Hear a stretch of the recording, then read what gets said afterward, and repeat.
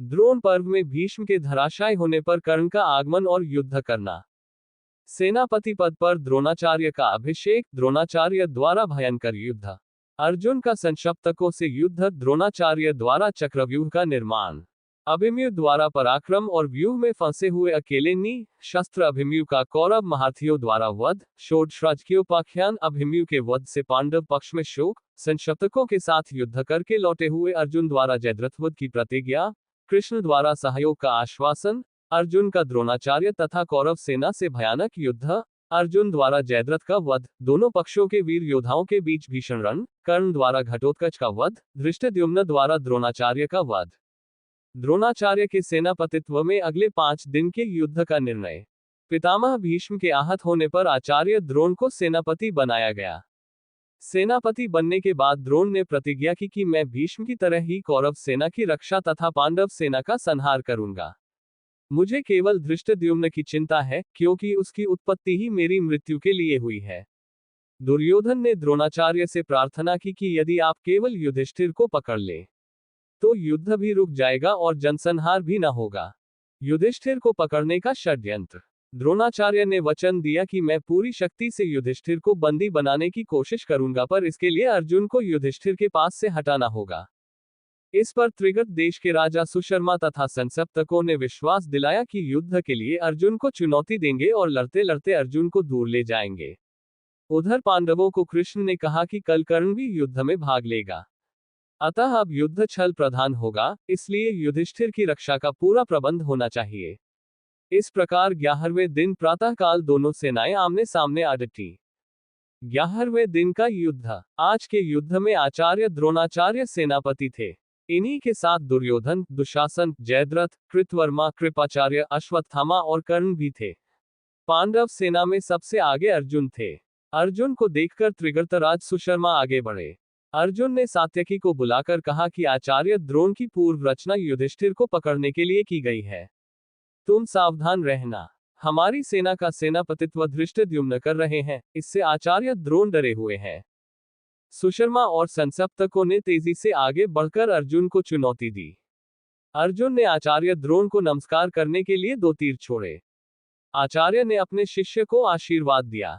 सुशर्मा अर्जुन को लड़ते लड़ते काफी दूर ले गए। शल्य ने भीम को रोका, कर्ण सात्यकी से जूझ पड़े तथा शकुनी ने सहदेव को ललकारा। युधिष्ठिर के साथ केवल नकुल रह गए। तभी यह अफवाह उड़ गई कि युधिष्ठिर पकड़े गए।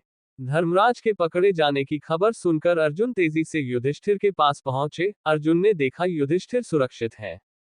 अर्जुन के आते ही आचार्य द्रोण ने युधिष्ठिर को पकड़ने की आशा छोड़ दी। 12वें दिन का युद्ध। आज फिर त्रिगर्तों ने अर्जुन को ललकारा और लड़ते लड़ते उन्हें दूर ले गए। जब अर्जुन लड़ते लड़ते उन्हें दूर ले गए, जब अर्जुन युधिष्ठिर की ओर लौटने लगे तो रास्ते में राजा भगदत्त ने हाथी पर सवार होकर अर्जुन का रास्ता रोक लिया और अपशब्द भी कहे। भगदत्त को मार डाला। इधर द्रोणाचार्य ने युधिष्ठिर को पकड़ने की बहुत कोशिश की। सत्यजित युधिष्ठिर के रक्षक थे। सत्यजित ने द्रोणाचार्य के घोड़े मार दिए तथा रथ के पहिए काट दिए। द्रोणाचार्य ने अर्धचंद्र बाण से सत्यजित का सिर काट दिया। सत्यजित के मरने पर युधिष्ठिर रण क्षेत्र से लौट आए। रात को दुर्योधन ने द्रोण से कहा कि आपकी प्रतिज्ञा पूरी नहीं हुई। लगता है पांडवों के प्रति आपका स्नेह है, नहीं तो युधिष्ठिर को पकड़ लेना आपके लिए कोई बड़ी बात नहीं। चक्रव्यूह की रचना। दुर्योधन की बात से द्रोणाचार्य क्षोभ से भर उठे। उन्होंने कहा कि हमने कोई कसर नहीं उठा रखी, पर अर्जुन अजेय है। कल हम चक्रव्यूह की रचना करेंगे। यदि अर्जुन को दूर ले जाया जाए तो युधिष्ठिर को पकड़ा जा सकता है, क्योंकि चक्रव्यूह का भेद केवल अर्जुन को ही पता है। 13वें दिन का युद्ध। अभिमन्यु का वध। आज फिर त्रिगर्तों और संसप्तकों ने अर्जुन को ललकारा। अर्जुन उनका पीछा करते हुए बहुत दूर चले गए। उसी समय कौरवों के दूत ने युधिष्ठिर को चक्रव्यूह के युद्ध का संदेश पत्र दिया। युधिष्ठिर चिंतित हो गए। इसी समय अभिमन्यु ने आकर युधिष्ठिर को प्रणाम किया तथा बताया कि जब मैं मां के गर्भ में था, पिताजी ने चक्रव्यूह के युद्ध का वर्णन किया था। मैं गर्भ से ही सुन रहा था। 6 द्वारों तक के युद्ध का वर्णन मैंने सुना। 7वें द्वार के युद्ध सुनते सुनते मां को नींद आ गई। मैं इस युद्ध के लिए तैयार हूं। युधिष्ठिर ने चक्रव्यूह भेदन का निमंत्रण स्वीकार कर लिया। माता सुभद्रा ने स्वयं अपने पुत्र को अस्त्र शस्त्रों से सजाया, पर अभिमन्यु की पत्नी उत्तरा ने उन्हें रण क्षेत्र में जाने को मना किया। अभिमन्यु ने अपनी पत्नी उत्तरा को समझाया और चक्रव्यूह के द्वार गए।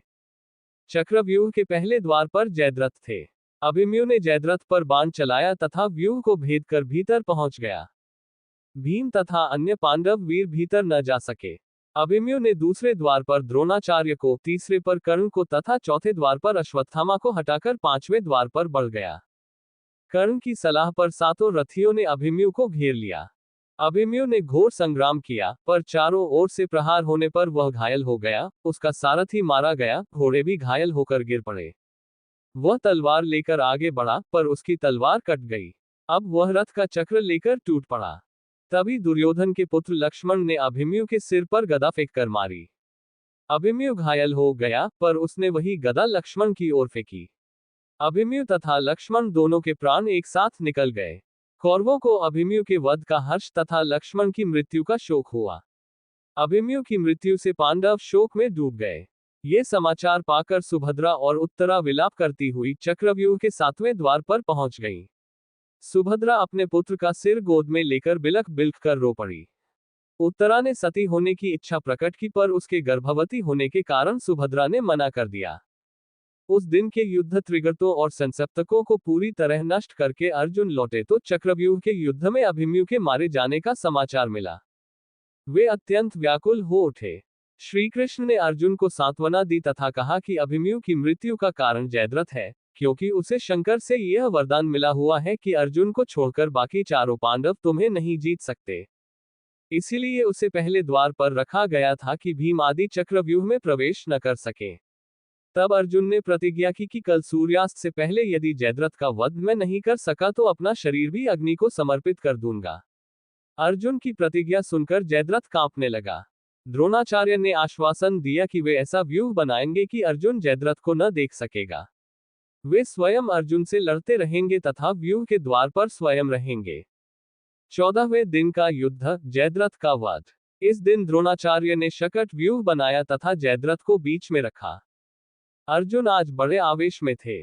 उन्होंने द्रोणाचार्य से घनघोर युद्ध किया, पर जीत की आशा न देखकर उनकी बगल से व्यूह के भीतर प्रवेश कर गए। युधिष्ठिर ने अर्जुन की रक्षा के लिए सात्यकी तथा भीम को भेजा। इसी समय भूरिश्रवा ने सात्यकी पर हमला किया।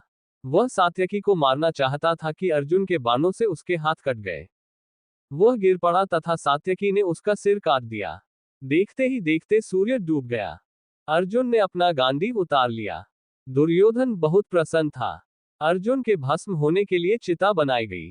दुर्योधन ने अर्जुन के चिता में जलने का दृश्य देखने के लिए जयद्रथ को भी बुला लिया। अर्जुन बिना शस्त्रों के चिता पर चढ़ने लगे तो कृष्ण ने कहा कि क्षत्रिय अपने अस्त्र लेकर चिता पर चढ़ते हैं। जैसे ही अर्जुन ने अक्षण तूनीर बांधकर अपना धनुष लिया, तभी कृष्ण ने कहा शत्रु सामने है, वह बादलों में छिपा है। कृष्ण के कहते ही अर्जुन का बाण छूटा तथा जयद्रथ का सिर आकाश में ले गया। कौरवों में गहरा शोक छा गया तथा पांडवों में हर्ष। अब पांडवों में अगले दिन के युद्ध का विचार होने लगा। कृष्ण ने कहा कि कल हो सकता है कर्ण अर्जुन पर इंद्र से मिली अमोघ शक्ति का प्रयोग करे। घटोत्कच की मृत्यु। कृष्ण ने प्रस्ताव रखा कि भीम का पुत्र घटोत्कच राक्षसी स्वभाव का है। वह अंधेरे में भी भयंकर युद्ध कर सकता है। यदि वह कल रात के समय कौरवों पर आक्रमण करे तो कर्ण को उस पर अमोघ शक्ति चलानी होगी। घटोत्कच ने रात के अंधेरे में ही कौरवों पर हमला कर दिया। धूल से आकाश ढंक गया। वर्षा होने लगी, कंकड़ पत्थर आकाश से गिरने लगे। दुर्योधन घबराकर कर्ण के पास गया। कर्ण पहले तो टालते रहे, पर दुर्योधन को अत्यंत व्याकुल देखकर अमोघ शक्ति लेकर निकला तथा उसने घटोत्कच पर अमोघ शक्ति का प्रयोग कर दिया। घटोत्कच मारा गया, पर कर्ण को यह चिंता हुई कि अब उसके पास अर्जुन के वध के लिए कोई शक्ति नहीं रही। 15वें दिन का युद्ध, द्रोणाचार्य का निधन। रात के आक्रमण से कौरव बहुत क्रोधित थे। आज द्रोणाचार्य भी बहुत क्रोधित थे। उन्होंने हजारों पांडव सैनिकों को मार डाला तथा युधिष्ठिर की रक्षा में खड़े द्रुपद तथा विराट दोनों को मार दिया।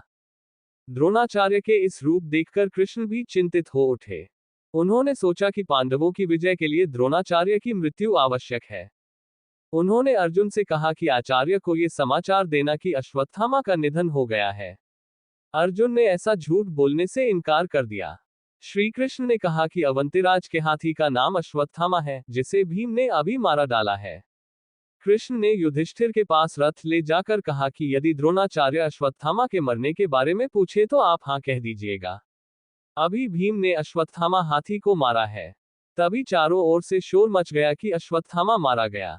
द्रोणाचार्य ने युधिष्ठिर से पूछा, जिन्होंने कहा हाँ पर नर नहीं, कुंज। नर कहते ही कृष्ण ने जोर से शंख बजा दिया। द्रोणाचार्य आगे के शब्द न सुन सके। द्रोण ने अस्त्र शस्त्र फेंक दिए तथा रथ पर ही ध्यान मग्न होकर बैठ गए। तभी द्रुपद पुत्र धृष्टद्युम्न ने खड्ग से द्रोणाचार्य का सिर काट दिया। द्रोणाचार्य के निधन से कौरवों में हाहाकार मच गया तथा अश्वत्थामा ने क्रोध में आकर भीषण युद्ध किया, जिसके सामने अर्जुन के अतिरिक्त और कोई न टिक सका। संध्या हो गई थी, अतः लड़ाई बंद हो गई।